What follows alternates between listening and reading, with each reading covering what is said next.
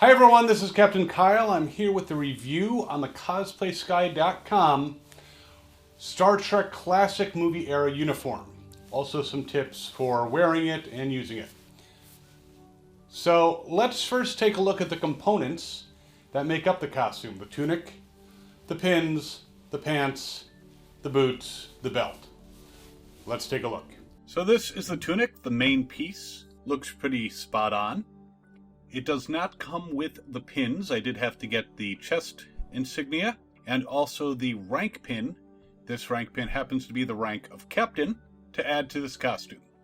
These are the pants. Not the fanciest pants, but pretty comfortable. They do have the red stripe. Notice they're elastic waistband, but I'll talk about that in a little bit.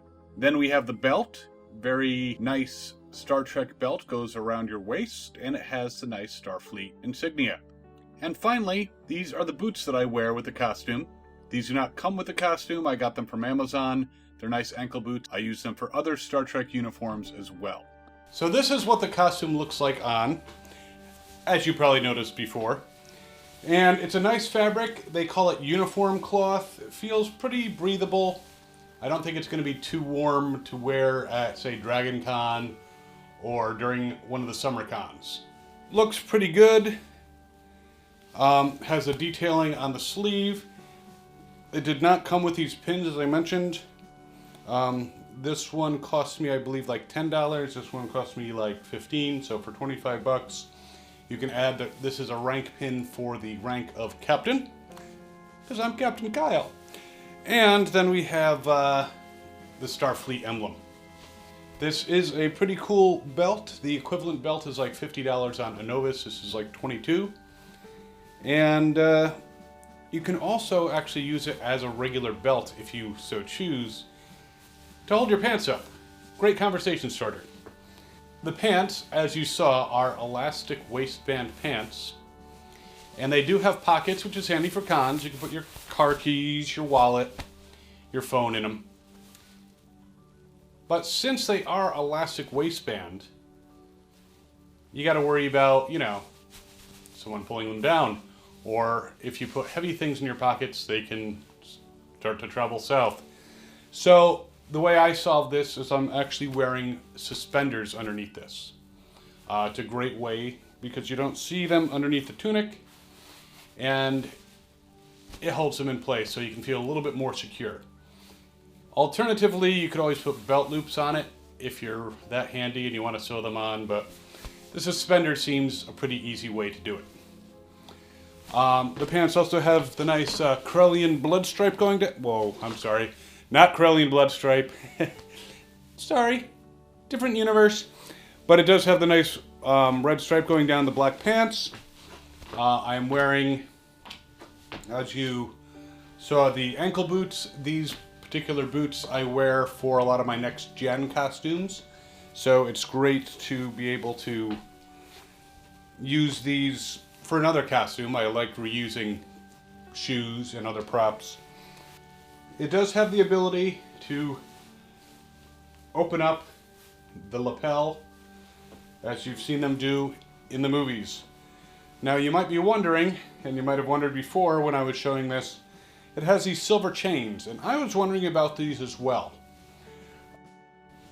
The actual uniforms have black chain kind of on the sides here, or a black chain style pattern material.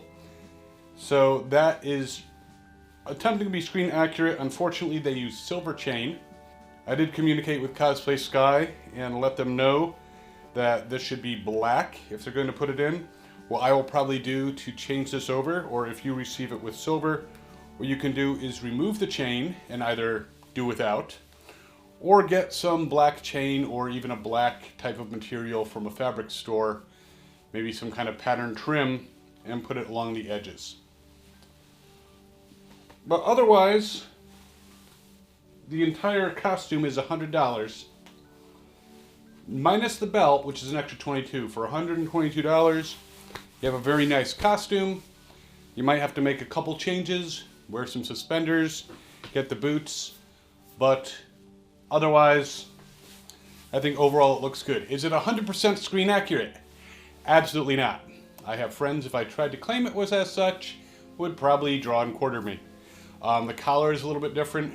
Now, what's interesting about this particular tunic, and I didn't show it to you when you saw it off me, but you definitely find out when you go to put it on. These unclip, I can open up the tunic, but this is a solid piece all the way around, so you gotta stick your head through here. So important that if you get the custom size, that you let them know your neck measurement. And if you're worried about sticking your head through there, you might even want to tell them, this is the size of my head, and measure it around. The other thing that I did to add to this was I got one additional prop. A phaser, because who couldn't use a phaser? This I got from ThinkGeek, I believe it was $35. It is a Star Trek 3 phaser. It's pretty cool. It also detaches if you want the small handheld phaser.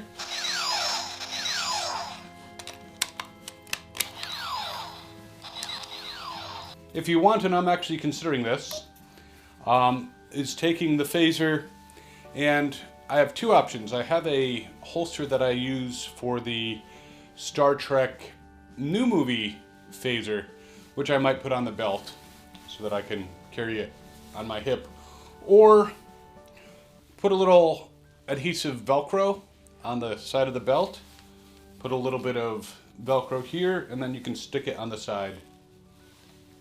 Just make sure that you keep track of it, because you don't want to drop it during a con and lose your nice $35 phaser. So overall, I would recommend this costume. Again, not 100% accurate, but for 122 bucks, including the belt, it's a good value. Great for going around cons. Hopefully Cosplay Sky will solve the chain issue. I will likely be removing these a little later today. And I can either go without again or replace them, which I will probably end up doing. I checked on the Inovis site, and everyone knows Inovis makes very accurate items. I did not see this uniform on the Inovis site currently.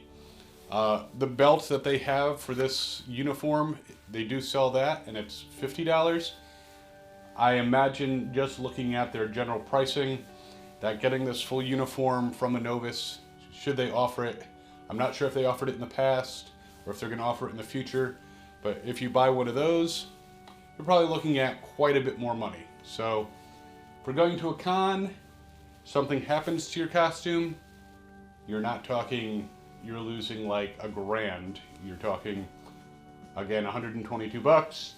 And if you salvage the belt, if you want to replace the uniform, you're talking 100 bucks. So do you have one of these costumes? If you do, let us know what you think of it.